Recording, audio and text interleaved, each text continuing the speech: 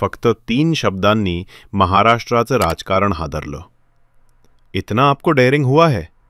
आणि आता प्रश्न आहे, हे खरं लोकशाहीत शोभतं का?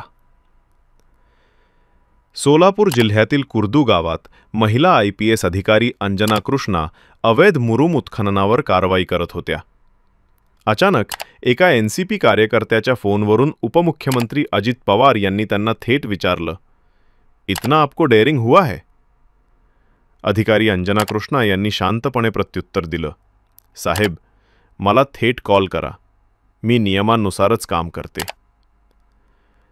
यानंतर वाद वाढला आणि विरोधकांनी सरकारवर टीका केली. NCP नेत्यांनी मात्र बचाव केला. पवारांनी फक्त कार्यकर्त्यांना शांत करण्यासाठी सांगितलं, कारवाई थांबवण्याचा हेतू नव्हता.